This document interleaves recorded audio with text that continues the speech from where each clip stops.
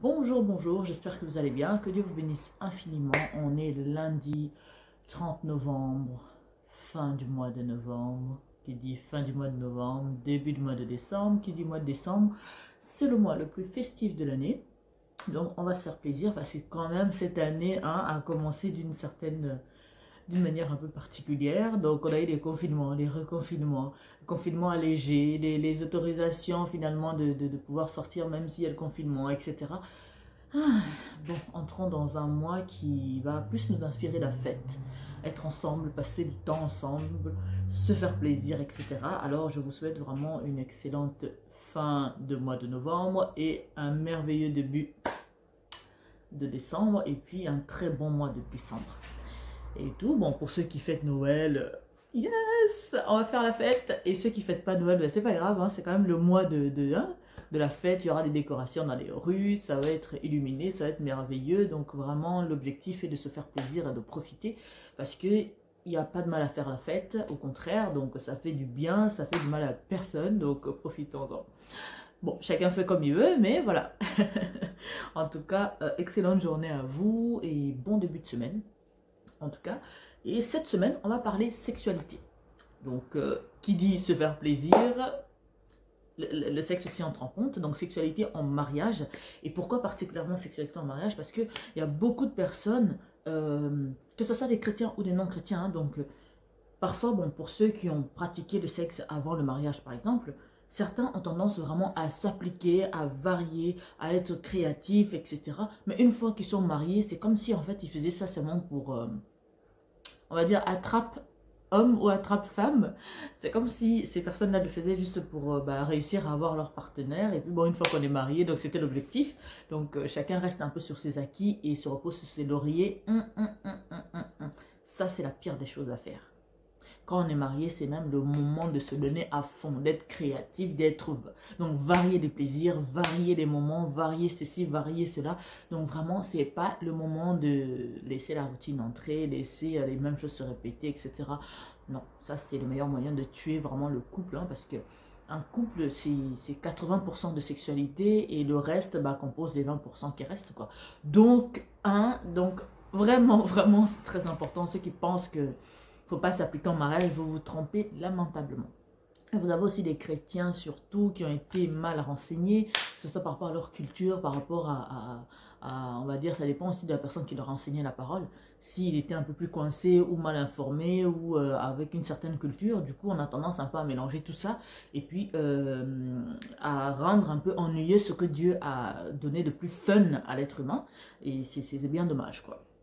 Donc avant d'aller plus loin, donc je vais vous inviter à lire avec moi Genèse chapitre 2, versets 23 à 24. Là, vous voyez que Dieu parle de sexualité dès le départ. Donc à un moment donné, il ne faut pas blaguer, hein? Donc il faut laisser les choses là où Dieu l'avait mis, dans l'ordre des choses, et puis on ne cherche pas les problèmes. Alors, et vous avez aussi Hébreux 13, 4.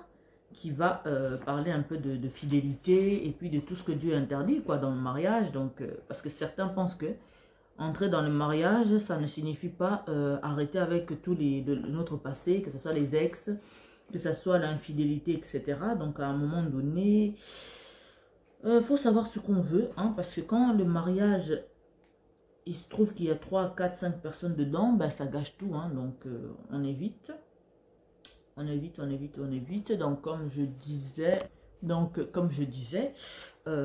va lire, hein, donc afin que je développe ma pensée. Donc, Genèse, pardon, chapitre 2, verset 23 à 24, qui me dit, et j'aime beaucoup ce passage, qui dit, et l'homme dit, voici cette fois celle qui est os de mes os et chair de ma chair. On l'appellera femme, parce qu'elle a été prise de l'homme. Hier, quand j'ai parlé sur la vidéo précédente, que on ne peut pas avoir deux alphas dans un couple parce que la femme a été tirée de l'homme. Donc vous avez ce verset qui en parle. Hein? Alors, c'est pourquoi l'homme quittera son père et sa mère et s'attachera à sa femme et il deviendra une seule chair. Là, quand on dit une seule chair, on parle de sexualité. Parce que de quelle manière tu peux être une seule chair avec ton mari? Vous voyez ce que je veux dire. Donc je répète, hein, donc verset 23 et verset 24 de chapitre 2 de Genèse, qui me dit, et l'homme dit, voici cette fois celle qui est os de mes os et chair de ma chair. Donc là, il parle encore de chair, donc hein, il parle de, non seulement qu'il est tiré de moi, mais voilà, celle avec qui je veux faire qu'un. On l'appellera femme parce qu'elle a été prise de l'homme. Vous entendez les femmes, on a été pris de l'homme. Donc les femmes qui veulent devenir comme les hommes, là, les féministes, etc. Et tout. Quand on vous dit femme, soyez soumise, vous pensez que c'est une soumission dans le sens où tu es dominé, tu souffres. Non, non, absolument pas. C'est juste, ça veut dire qu'on a été créé à la base, j'ai envie de dire grâce à l'homme, puisque Dieu a pris la côte d'Adam pour créer la femme. Donc, alors, messieurs et mesdames, soyons gentils les uns envers les autres. Hein, on a besoin les uns des autres, tout simplement. C'est pourquoi l'homme quittera son père et sa mère et s'attachera à sa femme et ils deviendront une seule chair. Donc, je continue. Donc là, on parle de sexualité. Hein, et dans Hébreu, donc il est question de fidélité dans le mariage, vu que je parle de mariage. Donc, Hébreu chapitre 13, verset 4, qui me dit que le mariage soit honoré de tous et le lit conjugal exempt de souillure, car Dieu jugera les impudiques et les adultères. Vous là qui pensez que parce qu'on est dans une société où on prône la liberté sexuelle, je suis pour la liberté sexuelle à partir du moment où elle ne m'emmène pas en enfer, à partir du moment où elle ne fait pas que je puisse blesser mon Dieu ou manquer de respect à la parole de Dieu, le déshonorer. Parce que vous ne pouvez pas, dans un mariage, on ne peut pas avoir deux hommes dans le même lit ou deux femmes dans le même lit. C'est un homme et une femme, point barre. Donc, les polygames, tous ceux qui pratiquent la sexualité hors la volonté de Dieu, là, bon courage à vous, il faudra rendre des comptes après plus tard. Donc, restons sur la sexualité dans le mariage, parce que c'est vrai qu'une fois qu'on est marié, certains pensent que, donc, je vais être vraiment très franc dans cette vidéo. Certains pensent qu'on doit garder 2 ou 3 positions par exemple, sexuellement parlant. Certains ne font même pas d'efforts. D'autres sont là seulement ils attendent que ça se passe. Non, au contraire. Quand tu es marié, c'est le moment de pratiquer le sexe comme tu l'avais jamais fait auparavant. Parce que, dis-moi, à quoi ça sert de vous marier si vous ne faites pas le nécessaire pour faire plaisir à l'autre, si vous ne variez pas les plaisirs, parce que vous êtes censé vous marier pendant 40 ans, 50 ans, 60 ans, selon comment Dieu va vous prêter vie. Donc tu vas me dire que pendant tout ce temps-là, vous allez faire quoi? Je ne dis pas que dans la vie, il n'y a que ça, mais un mariage équilibré, soudé, détendu, heureux, épanoui, passe par une sexualité épanouie. Et puis vous avez aussi ces personnes-là qui pensent que, vous avez surtout des hommes, ou c'est par lâcheté, ou ils ont peur peut-être de la réaction de leur femme, qui n'osent pas demander certaines choses à leur femme. Par exemple, tout le fantasme qu'ils ont, ils vont peut-être aller voir une prostituée pour mettre en place tous ces fantasmes-là, et ils ne demandent pas à leur femme. Donc, moi, je dis que c'est vraiment très dommage, et je conseille à tous les messieurs, en ce qui concerne la sexualité, quand vous êtes marié à votre femme c'est votre confidente. Donc, à qui vous allez mieux parler de sexualité si ce n'est pas à la personne qui partage votre vie, la personne qui partage votre lit, qui partage votre intimité. Alors, au lieu de créer l'infidélité dans le mariage, parce que c'est quelque chose que Dieu punit et condamne, et tout, donc parlez de cela. Parce que Dieu, il y a quelques interdits sexuels dans la Bible, mais le reste n'est pas interdit. Et tout. Par exemple, dans la Bible, on nous interdit j'en parlerai. Je pense que j'ai déjà fait d'ailleurs une vidéo sur ça, mais c'est pas grave, on reviendra. Donc, vous avez 2 interdits, mais à part ça, vous devez varier les plaisirs. Vous avez aussi certains qui pensent que, comme ils sont mariés, ils ne peuvent pas utiliser les gadgets sexuels dans le couple et tout. Vous ne faites pas de mal. Je veux dire, tant que la sexualité est pratiquée par vous, donc le mari et la femme, je veux dire en couple, l'un ne trompe pas l'autre. Donc, arrêtez de décider des interdictions que Dieu n'a pas mis dans la Bible. Parce que là, après, ça crée des frustrations, ça crée des hypocrites. Donc, tu as un certain fantasme dans ta tête. Toi, tu penses que c'est un péché alors que tu es marié, ta femme est là, ton mari est là. Donc, parlez-en.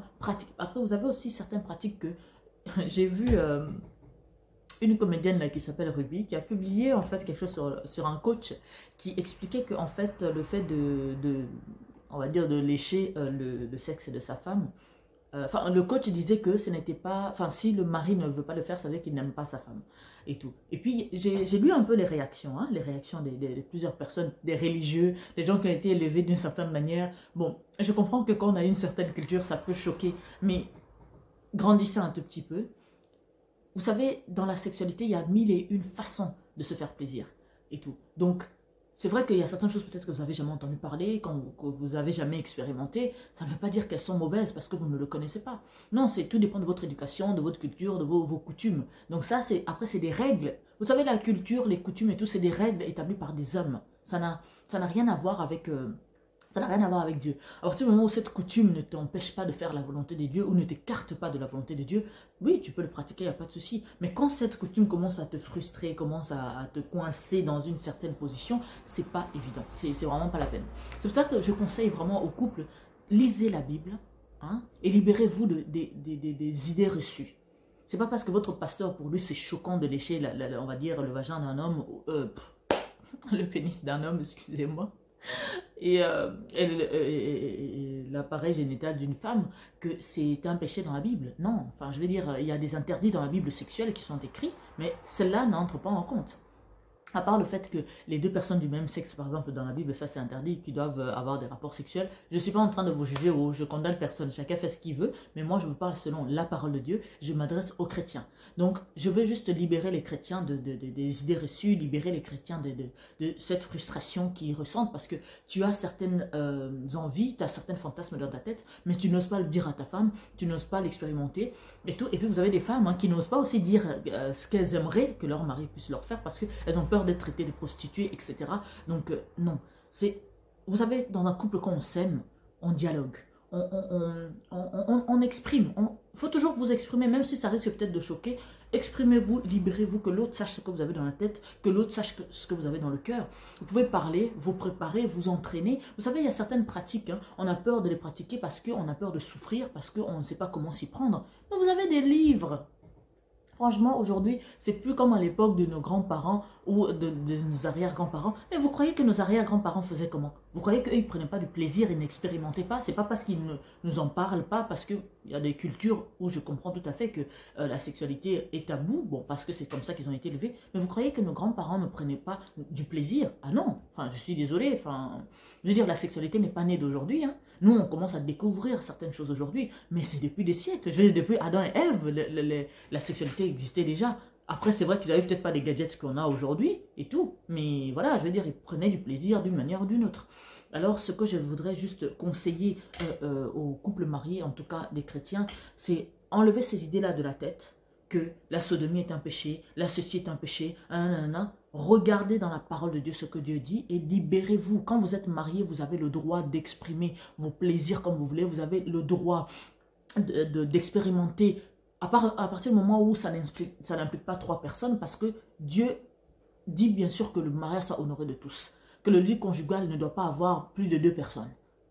Et tout. Donc à partir de là, vous pouvez expérimenter votre sexualité avec joie, avec plaisir, vous faire plaisir. Ça doit être la fête quand vous pratiquez l'acte sexuel avec votre mari ou avec votre femme. Il ne faut pas que ça devienne une contrainte, que non, bon, toi tu aimerais que ce soit comme ça, mais tu n'oses pas le dire parce que ça va être un péché, parce que le pasteur va... Et puis vous avez aussi les pasteurs qui n'ont même pas honte. Qui osent se plaindre que non, leurs femmes veulent absolument tout le temps avoir des rapports sexuels et qu'eux, ils aimeraient aller prêcher, aller faire ceci. Et la parole de Dieu me dit que celui qui ne s'occupe pas de son foyer, qui ne s'occupe pas de sa famille, est pire qu'un infidèle. Le ministère est une chose. La vie de couple est aussi une autre chose. Ce n'est pas pour rien que Dieu t'a donné une femme, ce n'est pas pour rien que Dieu t'a donné un mari. Donc Dieu veut que nous puissions exercer dans le ministère, bien sûr, mais qu'on puisse prendre soin dans notre couple. C'est très très important. Parce que si tu n'es pas épanoui dans ton couple, comment veux-tu que quand tu es en train de prêcher, que tu puisses donner aussi de la joie aux personnes qui t'écoutent? C'est vraiment très important d'être épanoui dans sa vie privée pour pouvoir permettre aussi aux autres d'être épanouis à travers la parole que tu es en train d'enseigner. Vous imaginez une maman pasteur ou un papa pasteur frustré dans sa sexualité qui vient prêcher, déjà il est en colère, son cœur n'est pas dans la joie, il vous transmet tout ce qui est négatif. Donc, Il faut vraiment enlever ces idées reçues. Vous êtes mariés, donc faites-vous plaisir. Et surtout, vous qui avez des doutes, les chrétiens, les religieux, là, qui pensent peut-être que je suis en train de... ce que je dis est tombé de nulle part. Donc prenez le temps de lire la Bible sur le mariage et la sexualité dans la Bible. Prenez le temps d'être à l'écoute du Saint-Esprit. Demandez au Saint-Esprit, moi, Seigneur, pourquoi je pense que telle pratique est mauvaise? Toi, qu'est-ce que tu en penses? Et le Saint-Esprit va te convaincre de ce qui est bon ou de ce qui est mauvais. Et tout. À partir du moment où tu le pratiques avec ton mari, tu le pratiques avec ta femme, il n'y a pas de problème. À moins qu'il y ait une troisième personne qui intervient ou je ne sais pas quoi. Et ceux qui pensent que, par exemple, utiliser des gadgets sexuels pendant qu'on est en train de faire l'acte sexuel, que c'est un péché, bah, vous vous trompez complètement. Parce que ça ne vous enlève pas de la volonté de Dieu. Ça contribue à votre sexualité, à votre épanouissement. Voilà, vous variez les plaisirs tout simplement. Donc, il faut arrêter les idées reçues, enlever vos coutumes et vos cultures dans la tête parce que certains croient que c'est un péché. Ça devient un péché de croire qu'une chose est péché alors que Dieu n'a pas dit que c'était un péché. Là, je sens que je vous ai perdu, hein? Non, même pas. En tout cas, vous avez compris ce que je voulais vous dire. Alors, j'ai envie juste de dire à une personne aujourd'hui, épanouis-toi sexuellement avec ton mari, épanouis-toi sexuellement avec ta femme. Parlez-en, dialoguez. Dites à l'autre ce que vous aimeriez faire, vos fantasmes, etc. Partagez. Si l'autre a peur, essayez de vous renseigner comment on peut faire pour que ça ne soit pas douloureux, pour que ça ne soit pas angoissant, frustrant. Et vous allez voir comment les choses vont très bien se passer. C'était l'apôtre Harmonie, que Dieu vous bénisse infiniment. Cette semaine, on parlera de la sexualité, donc je reviendrai avec d'autres sujets. Et je vous dis, bah, faites-vous plaisir, soyez bénis infiniment, soyez à l'aise et épanouis. Dieu n'est pas un Dieu coincé, c'est lui qui a créé le sexe, c'est lui qui a créé le corps humain. Il nous connaît mieux que personne. Il sait ce qui peut nous faire plaisir ou non. Alors, demandez au Saint-Esprit de vous inspirer davantage. Comment faire pour faire plaisir à l'autre en face? Comment faire pour vous épanouir davantage sexuellement? Et puis, bah, parlez à votre partenaire, dialoguez, échangez, parlez de vos fantasmes. Et vous allez voir, ça va très très bien se passer. En tout cas, soyez bénis. Et bah, c'était tout pour le sexe en mariage, hein. Donc c'est pas quand on est marié qu'on commence à moins pratiquer, à moins faire des efforts. Non, non, non, non. Au contraire, c'est là qu'on s'applique encore davantage. Renseignez-vous, que ce soit avec des livres, que ce soit avec des conseils chez un sexologue, etc.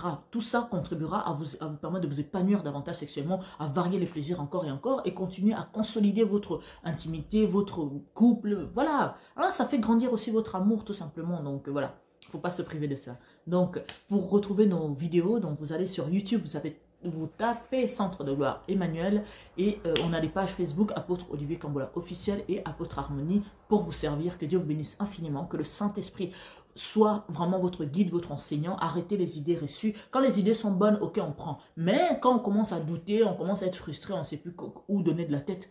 Le Saint-Esprit est là pour tous les sujets, toutes les questions sexuelles. N'oubliez pas, posez des questions au Saint-Esprit et vous enseigner mieux que personne. Soyez bénis et je vous dis à demain. Ciao.